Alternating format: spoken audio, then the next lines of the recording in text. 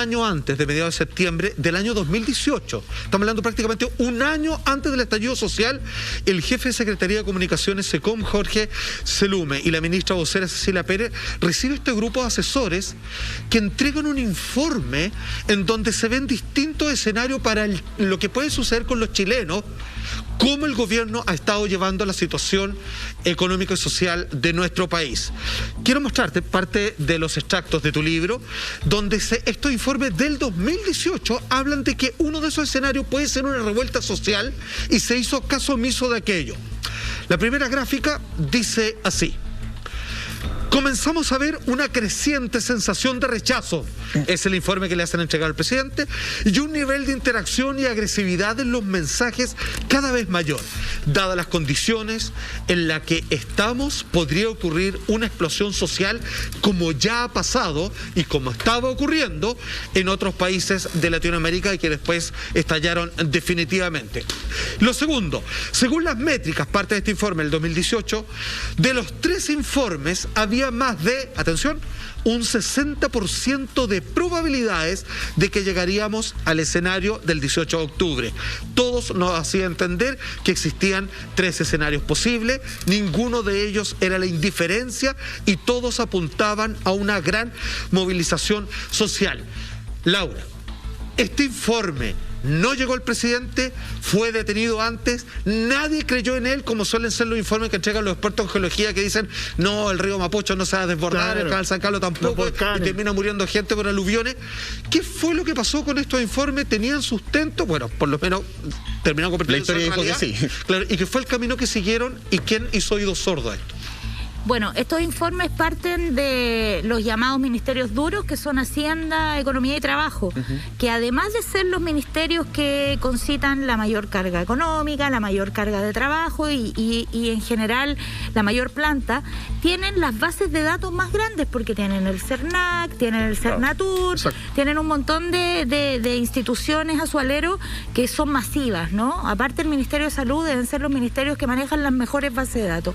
Estos informes los hacen los grupos que trabajan con los distintos ministros, con estos ministros, donde está incluidos los community managers, los encargados de prensa, que son los que están persistentemente además viendo métricas digitales y todo este mundo digital de evaluación y análisis que para muchos es desconocido, pero que es bien asertivo y en general se ocupa bastante en las empresas cuando se quiere vender productos, etcétera. Ahí, Laura, también se puede ocupar para analizar. Para entender ese punto, toman en cuenta las críticas, las quejas, los reclamos de la gente, todo eso lo empiezan a analizar, ¿cierto? Ese es como el trabajo que hacen estos... Totalmente, y además, imagínate lo trascendente que es tener acceso a no solo a la base de datos del CERNAC, sino además al volumen de las críticas, de las quejas, el nivel de rabia de la persona que está quejándose, con respecto a qué se queja, qué es lo que está reclamando, y lo mismo con respecto a... una bola de cristal, claro, o sea, en el fondo tampoco era tan difícil de creer en lo que ellos estaban diciendo, porque si uno entendía de dónde venía la información, era muy creíble. Además, los procesos sociales en el mundo a esas alturas ya marchaban hacia estallido o revueltas en distintos países. Entonces, había que mirar un poquito afuera. Había que mirar afuera, había que mirar adentro y decir, mire, ¿sabes que no es tan loco? ¿Qué pasó entonces?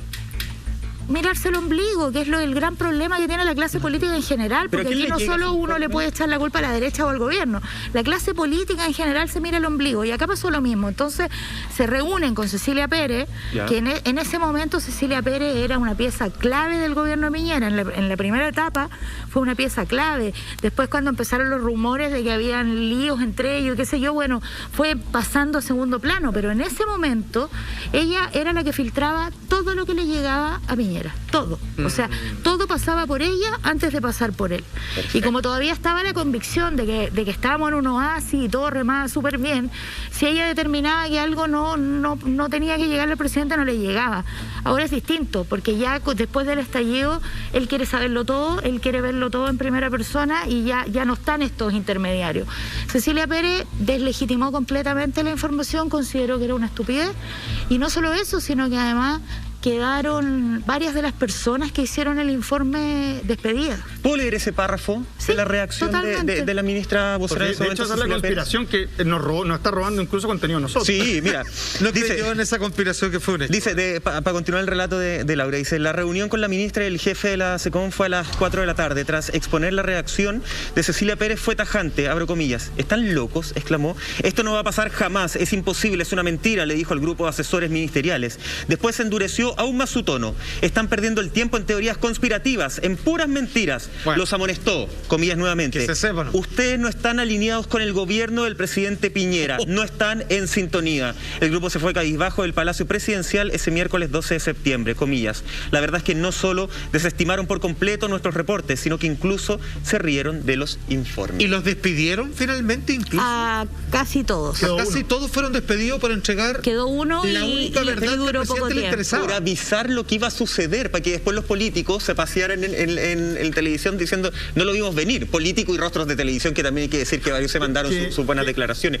Este informe, ¿tenemos certeza entonces, no existe certeza aún al día de hoy de que haya llegado a las manos de Sebastián Piñera, el presidente? Probablemente no, por el estilo de gobierno que tenía la dupla Pérez-Piñera. Ella filtraba y no llegaba. No lo quería incomodar, pareciera. No. Es raro, ¿sabéis? Que yo creo que más que no querer incomodarlo, es de verdad mirarse al ombligo todo el día. O sea, en la realidad con la que ellos veían el país, o sea, Piñera había dado una entrevista diciendo que éramos un oasis, cuando teníamos a la gente, y la tenemos hasta el día de hoy, con pensiones que no superan los 100.000 pesos. O sea, ¿de qué oasis me estáis hablando, cachai? Donde, claro, hablan de una empleabilidad alta, pero ¿cuánta gente hace Uber? ¿Cuánta gente tiene trabajos informales, trabajos por hora? La usura de los sueldos.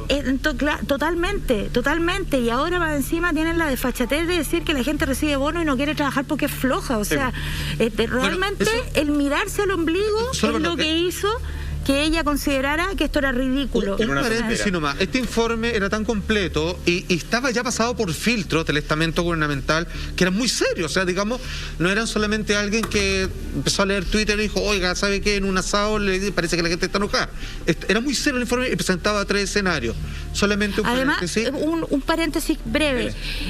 Los 3 informes se hicieron individualmente en cada ministerio y sí fue en una reunión donde uno dijo, ¿sabéis qué? Estamos haciendo un informe porque vimos esto. Y el otro dice, nosotros también. Wow. Y nosotros también. Y coinciden. O sea, no es que se hayan puesto de acuerdo para hacer un informe. Cada uno tenía el suyo en mente, que ya iba hacia el mismo lado. Parten del informe propio y después deciden, creo que en el Congreso, ¿no? Sí. La reunión del Congreso deciden justamente unir esos informes y trabajarlos en conjunto. Solamente decir que me quedo con lo que tú dices, que es mirarse el ombligo, porque mencionabas tú que en algún momento hablan de que Chile era un oasis dentro de Latinoamérica, y posteriormente, por citar otra cosa, Mañalich, cuando en medio de la pandemia dice, ¿saben qué? Jamás me había dado cuenta que había tanta gente pobre, y lo dice frente a las cámaras, y te das cuenta y dice, pero esta gente no es que vive en una burbuja, dado el cargo que están obligados a saber estas cosas, que no les interesa. Pero acuérdate que la gente hacía carretes en los hospitales, pues, según el subsecretario de redes asistenciales. No, y nos mandaban a comprar flores porque estaban los precios más baratos, claro. A levantarte más temprano para que el médico no te saliera más caro.